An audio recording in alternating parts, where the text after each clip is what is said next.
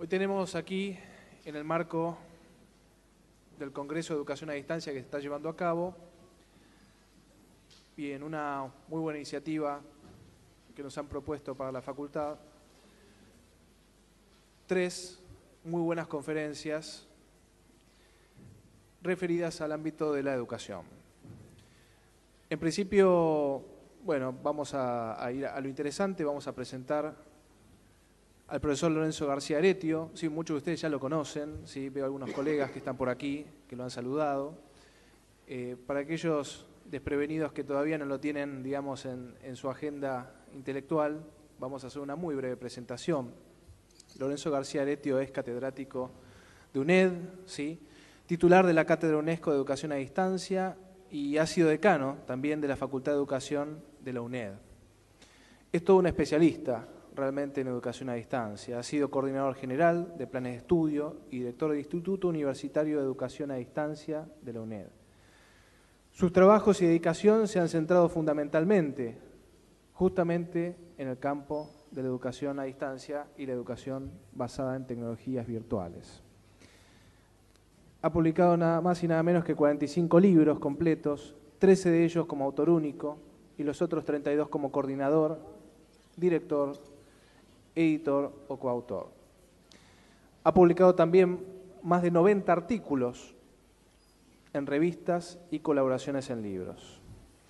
Ha participado en distintos niveles en 20 proyectos de investigación internacionales y nacionales, ligados prácticamente en su totalidad al campo de la educación a distancia y la educación virtual.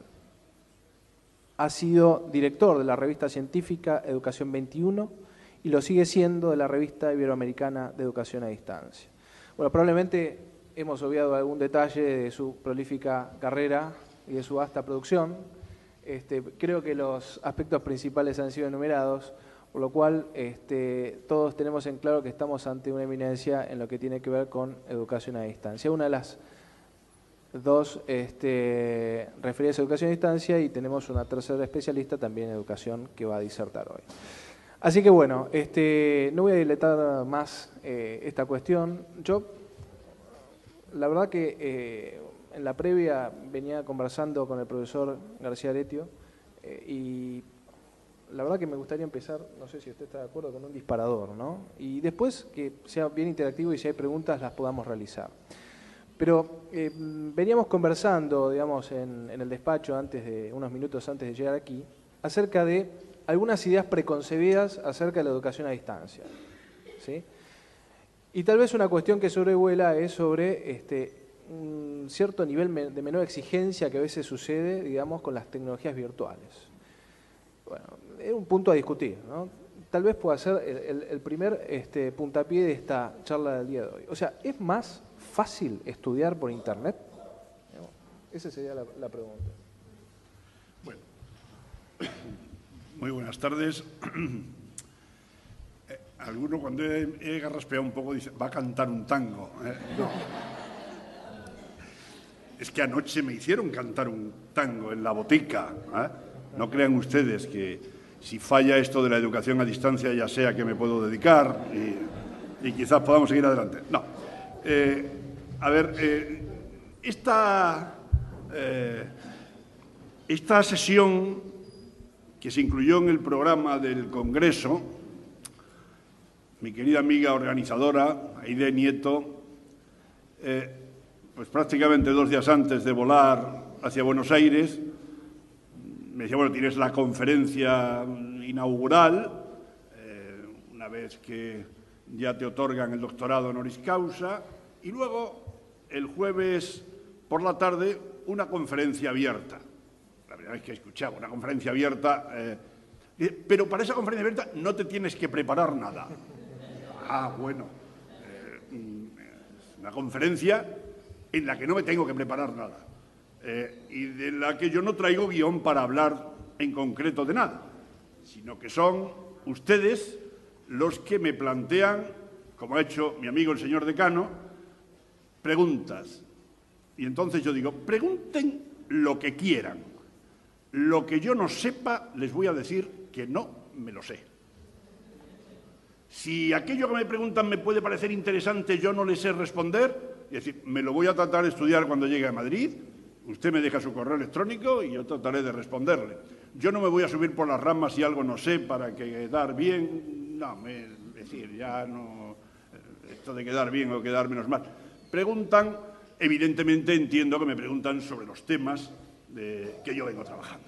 Todo lo que supone la educación a distancia, la universidad en la que vengo trabajando y todos estos aspectos relativos a estas cuestiones. Pues si me preguntan si de estas cuestiones hay tanto que yo no sé y mientras más sé de educación a distancia me doy cuenta que sé menos, nos sucede a todos.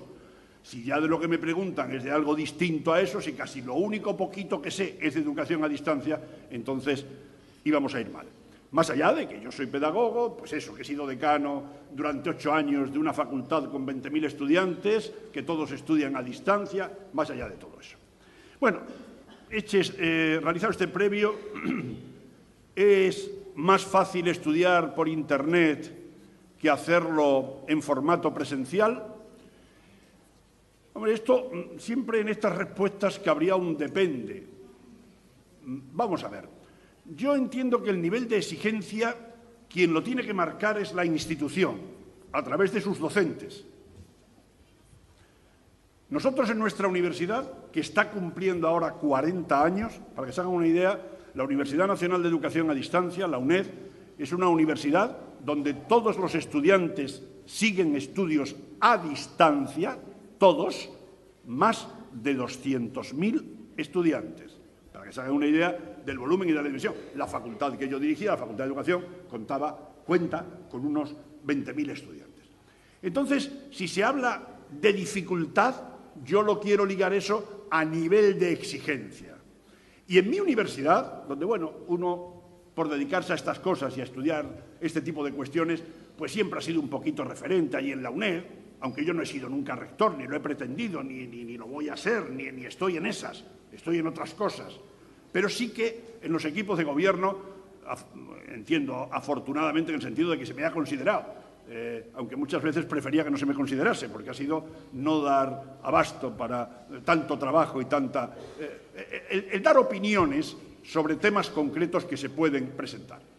Evidentemente, en los 8 últimos años que he sido decano, he estado en los consejos de gobierno, en todos, de la universidad. Y ahí nos ha inquietado a veces el que se afloje todo lo que hace referencia a los sistemas de evaluación presencial. Si los sistemas de evaluación presencial en la UNED se denominan pruebas presenciales, que las hay en febrero, en junio y en septiembre. Ustedes calculen que aquí las cosas son aquello de la primavera, verano, otoño, invierno, pues al revés, ¿no? Esas son las pruebas presenciales. Y ahí durante 40 años que estamos cumpliendo, la UNED nació en 1972, ha sido una preocupación constante. Y eso ha sido parte del prestigio que hoy tiene ganado nuestra universidad y de la calidad de los egresados de nuestra universidad. El nivel de exigencia. O sea, por tanto, cuando se plantea lo de facilidad o dificultad, ¿dónde tiene usted puesto el listón de pasa o no pasa? ¿Dónde lo tiene usted puesto, universidad? ¿Dónde lo tiene usted puesto, equipos docentes, departamentos? ¿En qué situación está eso? Entonces, cuando una universidad como la UNED cuesta bastante obtener, antes en el sistema universitario que hemos tenido hasta ahora, el grado de licenciado o de diplomado universitario o de doctor. Ahora saben ustedes que ha cambiado en el espacio europeo lo que es grado, maestría, similar a lo que tienen ustedes, y doctorado. Entonces, para obtener un nivel de estos, la UNED es tremendamente exigente, el nivel de dificultad se marca por ahí. Otra lectura sería, y al estudiante le cuesta más o menos aprender. Pues a ver, una respuesta, después podemos derivar hacia donde ustedes quieran. Una respuesta fundamental aquí es que los estudios a distancia, y de esto mi querido colega Michael Moore, que empezó con estas cosas mucho antes y eres un referente a nivel internacional en todo lo que hace mención a los temas de educación a distancia, hay que tener muy presente el elemento de la motivación. La educación a distancia se pensó inicialmente para personas adultas, que se está atendiendo a grupos en edad escolar, niños, adolescentes, qué sé yo, en España, los hijos de los embajadores y de todas las los ámbitos diplomáticos de nuestro país siguen estudios a distancia, pero no es lo propio. Los reclusos, generalmente para gente adulta. Lo que pasa es que en nuestra universidad están accediendo cada vez más chicos jóvenes que habitualmente son alumnos de las universidades presenciales. ¿Y qué sucede? Pues cuando nosotros somos alumnos de una universidad presencial es porque papá o mamá, en un alto porcentaje de casos, nos empuja a que estemos, a que estudiemos, nos presionan para que respondamos.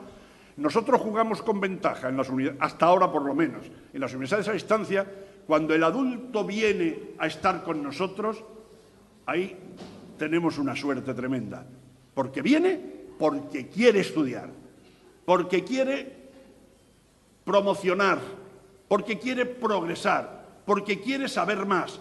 Ahí hay una ventaja en el sentido de que parece que hay una motivación inicial que se mantiene, motivación inicial. Si falla y se corta ahí y no existe motivación de mantenimiento, se nos puede caer todo hasta llegar al final. Entonces, en ese sentido, sí que jugamos con un poquito de suerte. Pero cierto, ya para terminar con este primer planteamiento que se me hace, que otro problema que habría que analizar en el nivel de exigencia que tienen las instituciones serias de educación a distancia es el número de abandonos, de fracasos, de deserciones. Si quieren ustedes, eso lo tocamos después si es que es de interés de alguno de ustedes. Retomando, me gustaría, no sé si hay una pregunta ya, pero digamos, yo tengo ganas de retomar algo que al pasar el profesor dijo, que tiene que ver con la aplicabilidad de la herramienta a distancia en los distintos niveles de educación. O sea, parecería, por lo menos es una intuición, ¿no? De no especialista, ¿no? O sea, una intuición mía, que digamos la educación a distancia aplicaría más para estudios de posgrado, ¿sí? Y especializaciones de nivel superior, antes que carreras de grado, donde la carrera de grado, más allá del conocimiento en sí mismo, necesitaría de una función social de contención, sobre todo en los primeros años. ¿Esto es así? ¿Ustedes lo ven así? ¿Ven que digamos, la educación a distancia podría integrar carrera de grado en algún nivel? ¿Cuál sería la perspectiva? Vamos a ver. Nuestra universidad, la UNED, cuando nació en 1972, ya se pueden ustedes imaginar, en el año 72 nace una universidad que va a fabricar abogados, psicólogos, geógrafos, pedagogos, por correspondencia. Ya se pueden imaginar. Miren ustedes, yo era profesor de un centro, concretamente estamos en la Universidad de El Salvador, de los jesuitas. Durante muchos años fui profesor de un centro no universitario en la región extremeña. Extremadura es una región que está al oeste de España, limítrofe con Portugal, ¿no? Entonces, yo recuerdo que en el año que nació la UNED, unos meses antes, fue para allá a Badajoz, era la ciudad donde yo tenía ese centro, donde yo trabajaba en el centro de los jesuitas. Acudió por allí el que fue el primer rector de una cosa que se llamaba UNED, que iban a hacer estudios sin tener que ir al campus. ¿Qué cosas? Este señor vino a un salón como este, parece que lo estoy viendo, años 72, 40 años atrás, parece que lo estoy viendo, yo sentado por ahí, y aquí el ilustre rector de una cosa que iban a hacer que se llamaba UNED, a tratar, aquello estaba lleno, porque Badajoz es una ciudad donde nos conocíamos muchos, pues de profesionales, había médicos, abogados, gente que estaba interesada. Qué curioso es esto, de que dicen que van a hacer a distancia, por correspondencia, van, como digo, a fabricar abogados, psicólogos, sociólogos, ¿qué cosa? Yo se lo he recordado alguna vez a este primer rector, que está de profesor emérito, sigue apareciendo por allí, le tenemos todos mucho respeto, el profesor García Garrido, no José Luis, si hay por aquí algún pedagogo que le suena a José Luis García Garrido, su hermano, Manuel Jesús García Garrido, que es catedrático de Derecho. Bueno, este hombre, yo estaba por ahí y cuando empezó a contar el proyecto, miren ustedes, yo no sabía nada de esto en el año 72, a mí me estaba gustando aquello, yo me lo estaba creyendo. y miraba a mi alrededor y créanme, todo eran codazos. ¿Pero qué dices? Este hombre estaba contando cómo se podía hacer y cómo se iban a enviar los materiales y que se iba a estudiar, cómo se iban a hacer las evaluaciones a distancia. Aquello de verdad, a mí me estaba dando, no sé, estaba con un sentimiento de pena, si se quiere, hacia el papelón que estaba teniendo este rector, que como él tantas veces me recordó, dice: Lorenzo, eso fue en Badajoz, pero así recorrí todas las capitales de provincia de España y la situación era similar. Vaya trago el de este señor recorriendo en el año 72, pero claro, ya no era esto. Los colegas de las universidades presenciales era un ataque feroz. Feroz. Hoy todas las universidades presenciales españolas tienen cursos a distancia. Todas. Era feroz el ataque. ¿Cómo se va a hacer? Era imposible. Bueno, miren ustedes, hoy, afortunadamente, yo que me he dedicado al igual que mi amigo Michael Moore, que nos hemos dedicado a predicar sobre la educación a distancia por todos los rincones del mundo, a hablar sobre estos temas, yo les puedo a ustedes asegurar que en los cursos, en los seminarios, en las conferencias, yo ahora no tengo que dedicar más de un minuto a convencerles de que a distancia se puede aprender, se pueden lograr aprendizajes de calidad. Siempre dependerá de los diseños pedagógicos que estén detrás. Principios pedagógicos, bases pedagógicas que no han cambiado tanto.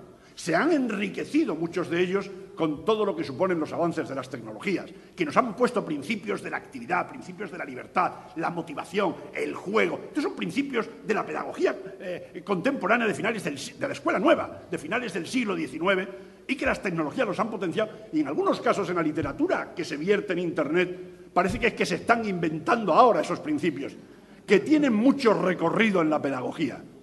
Internet los está potenciando y hay que saberlo aprovechar. Entonces digo, no es la tecnología, nunca lo va a ser, garantía de éxito en cualquier realización o propuesta de educación a distancia. Nunca. Si detrás no existe el diseño pedagógico adecuado, el hacer aquello que pueda ser operativo, que pueda funcionar en condiciones, aquello no va a ir. Y ya, muy brevemente, porque esto yo creo que contextualiza la pregunta que me hacías, la socialización. Nuestra universidad nació para estudios de licenciatura, lo que ahora son estudios de grado, pero como una universidad pública más de las que hay en España. La UNED es la única universidad española, la única, que depende del gobierno de la nación y del Parlamento español. Está también la Menéndez Pelayo, pero esa se dedica más bien a cosas de doctorado y tal, ¿no? Pero la UNED es la única de las universidades comunes públicas españolas que depende del Gobierno central y del Parlamento español. Las demás dependen de las comunidades autónomas, como está organizado el Estado español. Entonces, esa universidad, nosotros, los profesores de esa universidad, tenemos que cubrir exactamente las mismas exigencias. Aquellos de ustedes que estuvieron en mi conferencia de ayer verían lo que supone la sinuosa escalada de un profesor para llegar a ser catedrático de universidad, que es el más alto grado que se puede tener en España. Y ese recorrido lo hacen mis colegas de la Universidad Complutense de Madrid, de la Universidad de Barcelona, de la Universidad de Salamanca, de la UNED, exactamente igual. Nosotros tenemos los mismos estudios que tiene la Complutense o que tiene la Universidad de Salamanca, los grados ahora que se denominan, y, a ver, cuando a mí un colega, un amigo, me dice: Lorenzo, ¿tú qué sabes de estas cosas? Mira que mi hijo ha terminado el bachillerato y va a estudiar tal tipo de carrera. Y está empeñado en entrar en la UNED. Un chiquito de 18 años, 17 años, 18 años. ¿Tú qué me aconsejas? Y el chico vive aquí en Madrid. Sí, hombre, mira, yo te aconsejo que vaya a la Universidad Complutense, a la Universidad Autónoma, a cualquier universidad presencial, que se desenvuelva con sus compañeros, que se socialice a nivel ordinario, normal. No, pero es que mi hijo va a encontrar un pequeño puesto de trabajo, porque, bueno, le interesa ya tener sus dineritos y sus... Ah, bueno, esto ya es otra cuestión. Y tiene motivación para... bueno. Es decir, cuando se dan ese tipo de situaciones, podría darse la circunstancia, y a nosotros nos está entrando en la universidad cada vez mayor porcentaje de estudiantes que proceden directamente del bachillerato. Yo aconsejo que ese tipo de estudiantes, si pueden hacerlo en presencia, que lo hagan. En nuestro caso, cuando nació la UNED, el 80% eran personas adultas, personas de segunda carrera, de segundos estudios, personas de segunda oportunidad, que pasó el tren y no lo pudieron pillar, y ahora, sin embargo, se han subido al tren. Y ahora tenemos, a ver, miren ustedes, egresados de la UNED que están en las más altas instancias del Estado español. O sea, la categoría de los licenciados de la UNED... permítame, claro, es que yo voy hilando unas cosas con otras y no terminaría. Está muy bien. No terminaría. Adelante. Miren ustedes, yo era director del Instituto Universitario de Educación a Distancia, lo fui durante 4 años. Ese es un centro de la UNED que se dedica a formar al profesorado de la UNED, tanto a los de la sede central como a los de los centros asociados, y a investigar sobre la educación a distancia, a investigar sobre la UNED, ese Instituto Universitario de Educación a Distancia. Bueno, el vicerrector del que el instituto ese dependía, un gran amigo mío, que también es pedagogo, a alguno quizás de ustedes le suene, el profesor Ramón Pérez Juste, era el vicerrector, y me contaba, uno de los días, comíamos muchos días juntos, él se iba por allá por el instituto, revisábamos nuestros proyectos y tal, y me estaba diciendo: Lorenzo, ¿sabes qué ha pasado esta mañana? Mira, han venido 4 empresarios a ver al rector. El rector no les podía atender y dijo: por favor, Ramón, atiende a estos señores que tienen interés en una serie de temas que tú les puedes atender bien. ¿Sabes qué es lo que me pedían? Me pedían que a ver si les podíamos seleccionar a 3 economistas, a 2 licenciados en Derecho, a 4 sociólogos. Bueno, llevaban allí una serie de... Dice: mira, yo no he tenido más que preguntarle. Dice: bueno, ¿vienen ustedes aquí a la UNED? ¿Habrán pasado por la Complutense y por la Autónoma? Dicen: no. Se presentan. Dicen: yo soy licenciado por la UNED, dijo uno de los empresarios.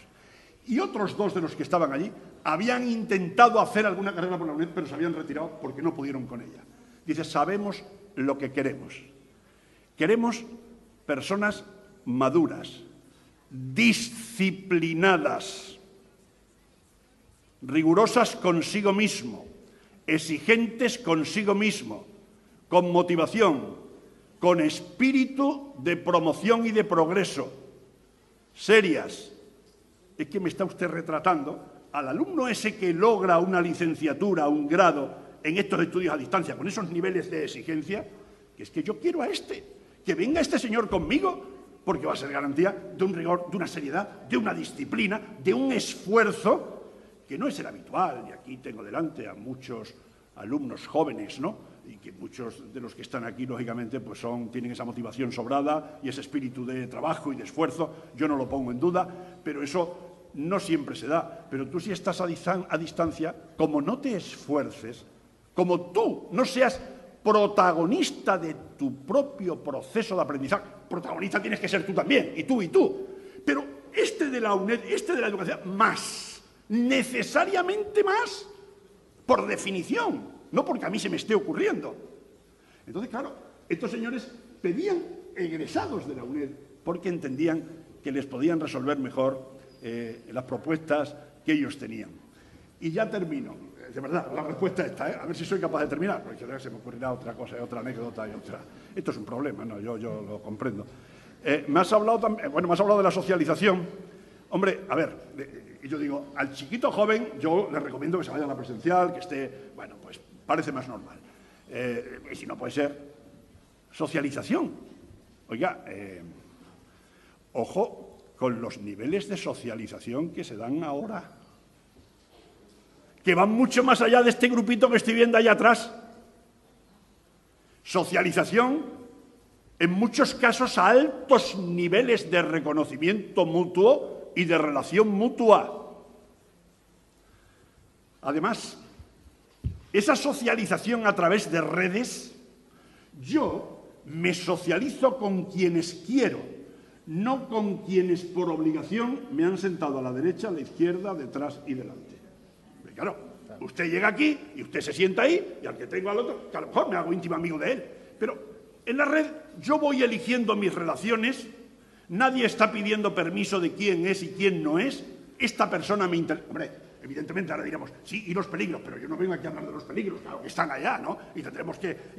Y los educadores tenemos mucho que decir en esto de los peligros de la red. Pero en cuanto a socialización, en esa reflexión, la pregunta está muy bien traída, porque muchas de las cuestiones que yo planteo y de las que yo les hablo necesitan, como decía yo también ayer, una profunda pensada por parte de las universidades, de las instituciones, de las administraciones públicas. Mire que nos tenemos que parar a pensar que esto está siendo de otra manera, que las cosas no son como... Fíjense, digo yo, publicaba hace poco algo referido a esto, y decía que en la educación las cosas no son, y ponía yo en interjección, como hace 2 décadas. Pues siempre decimos que no son como hace 2 siglos. No, ¿cómo que? O sea, 15 años atrás, y de 15, 20, 30, 40, era igual todo. Era 100, 200, era la misma escuela, la misma estructura. En los últimos 10 años, ¿qué ha pasado? ¿Cómo nos relacionamos? ¿Cómo aprendemos? ¿Cómo compramos? ¿Cómo nos divertimos? ¿Cómo jugamos? Es que esto ha cambiado radicalmente. Y si usted, educador, se tapa los ojos y no quiere verlo, lo tiene mal. Y si usted se tapan los ojos, estamos probablemente condenando a la escuela a la muerte. Pero ahora es que puede ser de verdad. No todos los criterios, las teorías de la escuela que muere, de la sociedad desescolarizada. Es que ahora, con la situación que estamos viviendo, o somos conscientes de lo que tenemos, que el chico está deseando de cruzar el umbral ese, de ahí de la clase, del aula, para conectarse, porque no le hemos dejado que lo haga en la clase, con el smartphone, para relacionarse, preguntar, pedir, o darle al clic y encontrar la respuesta que al profesor tanto tiempo le ha costado, pensando que el profesor tiene la única verdad. Mire usted, si yo, ¿usted por qué no me deja aquí? Que no sé por qué no me deja. Pero se la voy a encontrar ahí, y mucho más plural, y probablemente con mucho más rigor, más actualizada, porque usted lo aprendió esto hace 3 años, o el año pasado, y yo le estoy dando una respuesta de hace una semana. Bueno, en fin, esto, como ven ustedes, es un mundo, y insisto que lo de la socialización, evidentemente, según las edades, hombre, un niño en educación de medio lado, pueda el niño vaya a la escuela, bueno, sabemos toda la corriente, y de esto seguro que Michael Moore sabe mucho, ¿no?, de estudio en casa, estudio en casa. Hay una corriente que en España también está surgiendo por allá.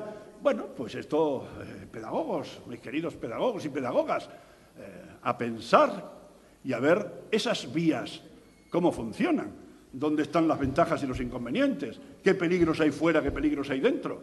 Bueno, esto es un mundo que... pero tenemos que hablar de estas cosas. Más allá de que ustedes tienen que ser, si son pedagogos, estamos en una facultad de educación, tienen que conocer la historia de la educación. No se puede aprender desde la nada, hay que aprender con soportes sólidos para poder avanzar. Pero esto no lo podemos ignorar, no podemos decir que esto es de locos, esto es de los jovencitos, esto de las tecnologías, lo que yo decía ayer, de las florituras, los fuegos de artificio. Oiga, que no. Que la abuelita utiliza Skype. La abuelita de verdad, utiliza Skype para hablar con sus hijos, que los tiene repartidos por todo el mundo. No digo ya el correo electrónico. La abuelita. Dígaselo al nativo digital, al pequeñajo este, que antes decíamos, si es que mi pequeño toma el mando y pone la televisión, cosas que yo no sé hacer, del mando de la televisión, que era lo que hablábamos antes, de la televisión, y programa el reproductor, era lo que decíamos antes. ¿Cómo manejan ahora la tableta? El vídeo ese tan bonito que hay, ¿verdad?, del chiquito de 5 meses, de 4 meses, que está con una revista de papel, queriendo pellizcar, encogerse, parar, pulsándole a ver si salta la nueva pantalla. Es un vídeo encantador. Pues eso es que está ahí. Es increíble. Veo un pilón de preguntas muy importante, y la verdad que, bueno, quisiera... sí, claro. Mientras Lorenzo toma un poco de agua, a ver si me las podés alcanzar, así por lo menos... Lo único que les pido es que sean preguntas sencillitas, no me las pongan muy difíciles. Veo unas 50 preguntas acá, digamos. Bueno, a ver. Mi mujer, que está ahí sentada, me dice que corte, que lo haga más cortito, porque si no va a dar. Y es verdad, es que no soy capaz. Ella me conoce, sabe que... Bueno, Guillermina Grondona, no sé, levante la mano donde anda por allí, así se reconoce, del IES. Pregunta, ¿cuáles son los indicadores que, según su opinión, se deben tener en cuenta a la hora de evaluar la calidad de la EAD? Tema simple. Esta no es fácil, Esta es para nota, A ver, los indicadores... A ver, miren, esto lo voy a responder de una manera muy concreta. Digo muy concretita, luego no soy capaz. La Agencia Nacional de Evaluación de la Calidad de España, la ANECA, que para muchas agencias latinoamericanas después fue modelo, y más o menos, saben ustedes que es la agencia que evalúa planes de estudio, evalúa instituciones y evalúa profesores. Yo soy evaluador concretamente de la ANECA, de profesores y tal, ¿no? Es la agencia que evalúa todo esto, todo el sistema universitario, la ANECA y luego las agencias que hay en las comunidades autónomas que son similares a ellas, ¿no? Aquellas que tienen competencia sobre la cuestión. Entonces, cuando empezó todo este movimiento de la calidad en las universidades, que antes de esto prácticamente no se hablaba, porque antes nosotros hablábamos de evaluar ¿a quién? Al alumno, a este que no estudia. Evaluamos a este que es el que no estudia. Estos chicos, exámenes. No, si ahora hablamos de... Sí, vamos a evaluar esto, pero también es que le vamos a evaluar a usted, ¿sabe? Y vamos a evaluar su programa. Y vamos a evaluar... Esto ya son cosas serias, ¿no? Bueno, cuando empezó esta corriente, había unas... era muy curioso, porque aparecían ranking de universidades evaluadas en España y estudios que se hacían en torno a esto, y siempre la UNED quedaba la última. La última. Claro. Indicadores. ¿Cuántos metros cuadrados por estudiante? ¿Cuántos pupitres? Claro, la UNED, pues cero. Mire usted, que nosotros hacemos... Eran los indicadores de la ANECA. Claro. Afortunadamente, la ANECA cambió el gobierno de esa agencia y, hombre, pero ¿cómo vamos a evaluar con los mismos criterios a una institución presencial que a una institución a distancia? Y nos dejaron meter un poquito el cazo. Y nosotros adecuamos aquellos indicadores de la presencial, simplemente los adecuamos a un sistema de educación a distancia. Evaluamos nuestros centros asociados con los criterios habituales que se evalúan centros presenciales, adaptando a niveles de distancia. Es decir, cómo es la relación con los estudiantes en los niveles... Ayer decía yo algo, los que estuvieron en la conferencia mía de ayer, en cuanto a esa encrucijada, esos problemas del profesor de educación a distancia. Miren ustedes, nosotros, es que estos de distancia hacen lo que quieren, porque ¿cómo se les controla? Porque usted sabe que de 10 a 11 de la mañana está con el curso de segundo y está allí, y si no está, se le va a notar enseguida, se va a ver. Esto ya va estando más que superado, y usted y yo estamos más controlados en cuanto los equipos directivos así lo estimen. De usted se sabe las entradas que realiza en la plataforma, las respuestas que hace, los mensajes que envía, los documentos que cuelga. Han pasado los filtros previos, esos documentos, y se están adaptados en las guías de estudio, el material didáctico que se evalúa en la UNED. No se pone a disposición de los estudiantes un material de ese que podríamos llamar obligatorio, si eso no ha pasado por los filtros del Instituto Universitario, de la Comisión de Metodología, y todo el seguimiento, todo el proceso. Y finalmente, el proceso de evaluación de los alumnos. O sea, que esos criterios se adaptan, se adecúan a la educación a distancia, y hoy hay posibilidades de llevar un control mucho más ajustado. Mis queridos amigos, igual que ustedes, los que ahora me están escuchando, que aquí veo, esto es muy heterogéneo, el grupo, eso es bueno, es más enriquecedor, ¿no? Ustedes, los que tienen plataformas online o los que siguen la web 2.0 a la hora de manejar un curso, ustedes juegan con la ventaja, igual que les estoy diciendo de los profesores. ¿Cómo valora usted aquí, en esta clase, fuera de un examen? Venga, ponga un papel y lápiz y vamos a realizar el siguiente examen. Usted recoge, evalúa... No, en la clase. Aquel pregunta. La pregunta de aquel ha sido más interesante que la de este. Aquel otro ha levantado la mano. No, aquel no la levanta nunca. Aquella otra, sin embargo, está siempre molestando. Aquel otro... ¿Cómo me acuerdo yo cuando salgo del aula el de la buena pregunta, el de la mala, aquel que está enredando, el que está molestando? En la web queda constancia de todo. Claro. Y tienen ustedes una cantidad de indicadores y de elementos para evaluar a los estudiantes, que es cierto que no lo tienen en los modelos presenciales.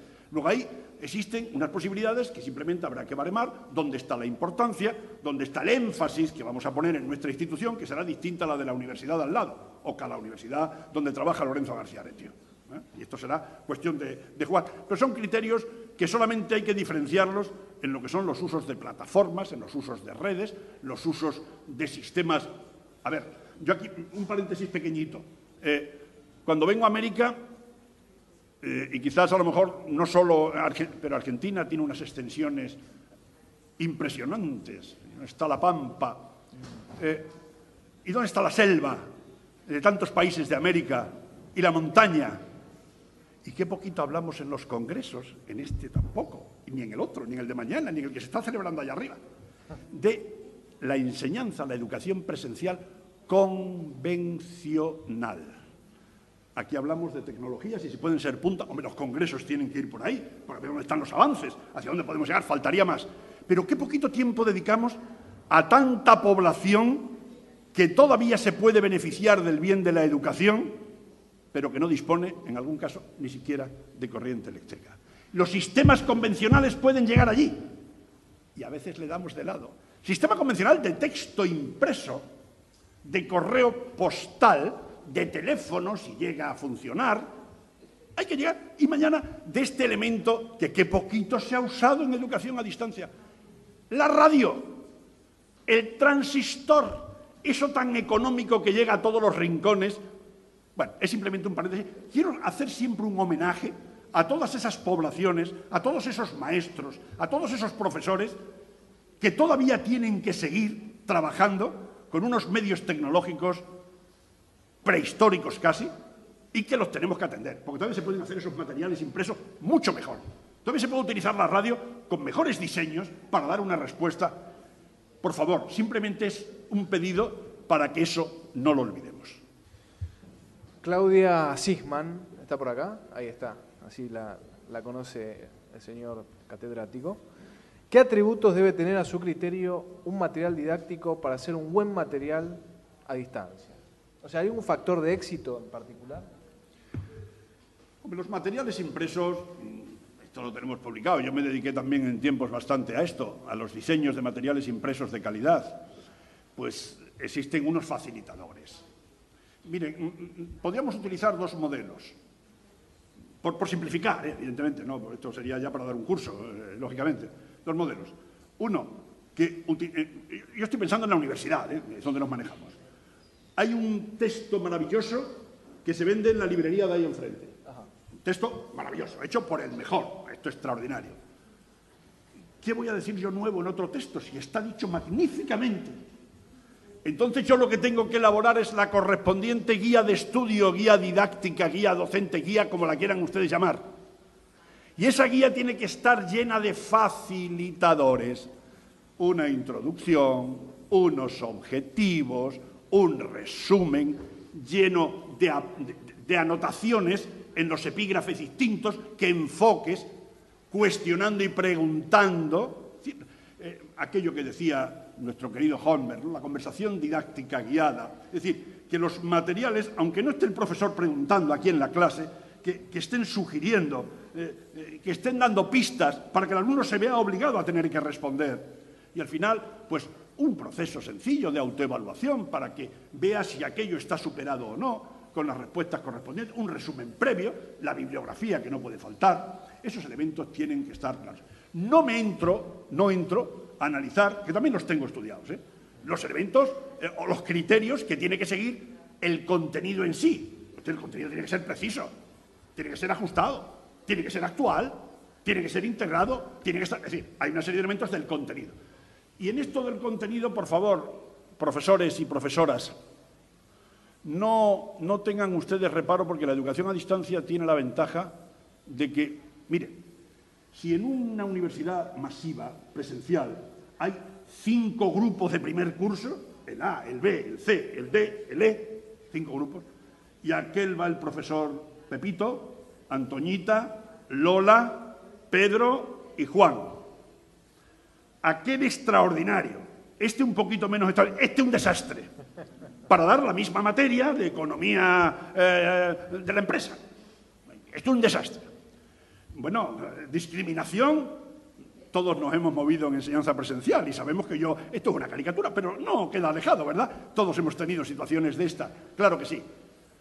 En la educación a distancia, escoja usted aquel que elabore. ¡Al mejor! No, es que el mejor, es que son todos malos. Pues vaya usted a la universidad de enfrente Y ese que es el mejor de toda Argentina, que elabore estos materiales, que se le pagan, son los mejores y se pueden aprovechar todos nuestros estudiantes. Y luego nuestros profesores aquí, pues ya harán de guía, harán... Es decir, yo creo que es un elemento importante que hay que considerar en la cuestión de los materiales. Bueno, podríamos decir más cosas, pero a ver, si no, no voy a responder. Está muy bien. No voy a responder. María González, de la Universidad de Montevideo, Uruguay, ahí está. Pregunta si, doctor, usted conoce pruebas de ingreso para cursos a distancia, para educación a distancia, ¿sí? Y cita vestibular en Brasil. ¿Cómo? Cita vestibular puede ser.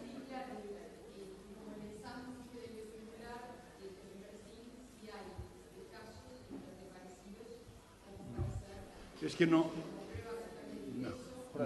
Sí, no conozco... O sea, no conozco el sistema de Brasil, pero, a ver, yo le cuento un poco lo que hacemos en España, ¿no?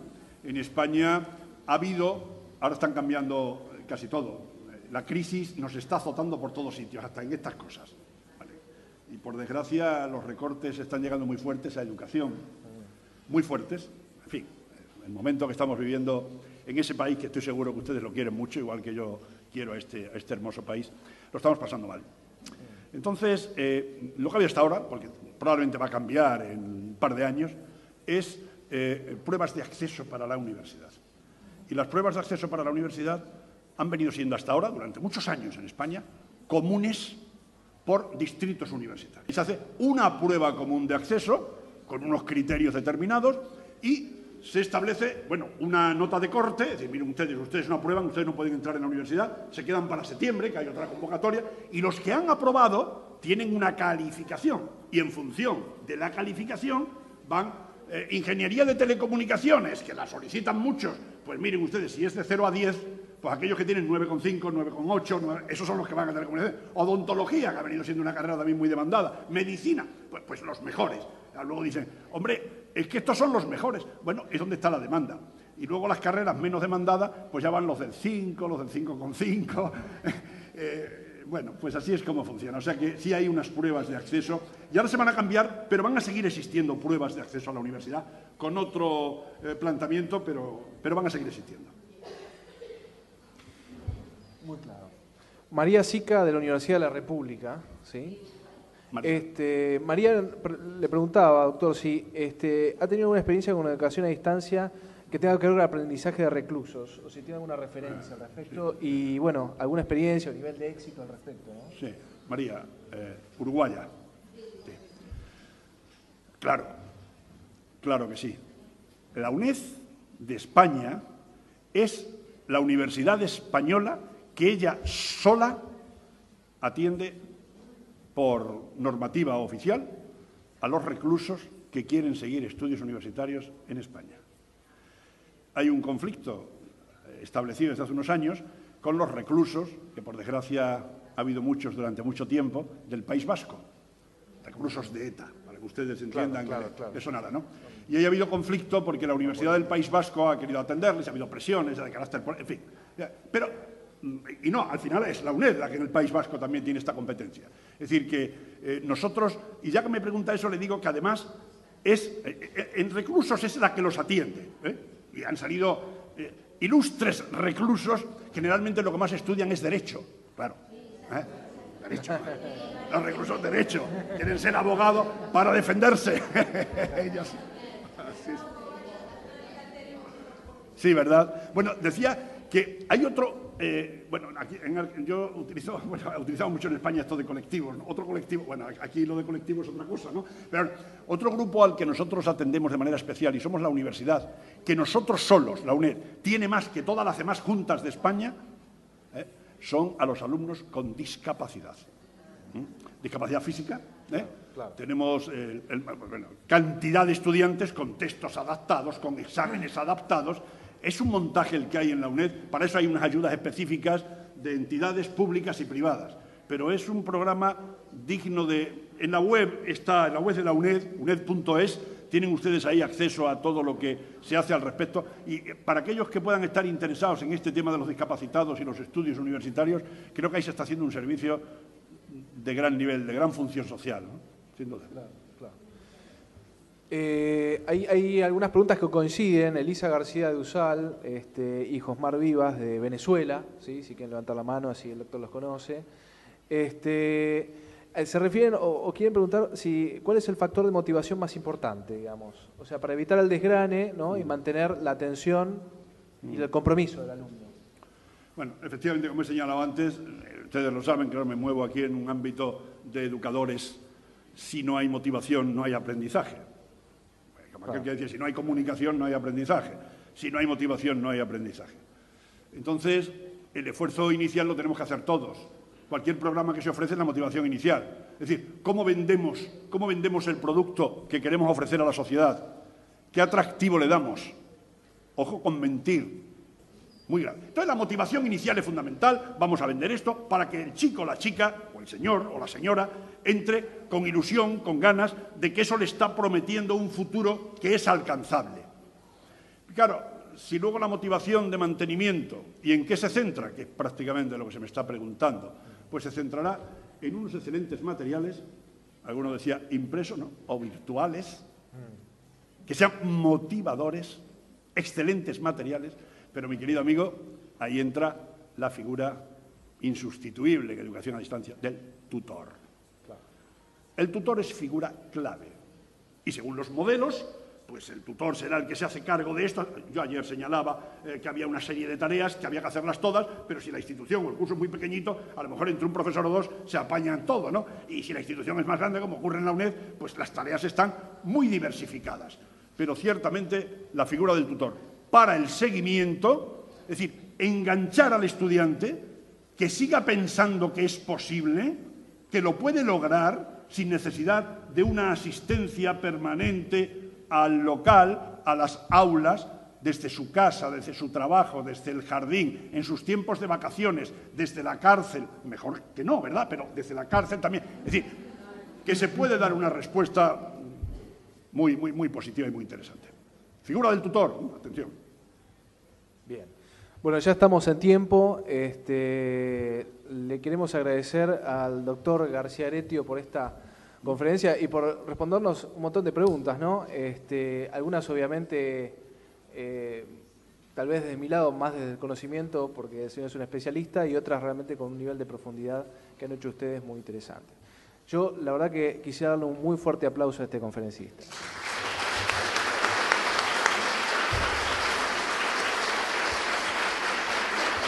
Muchas gracias.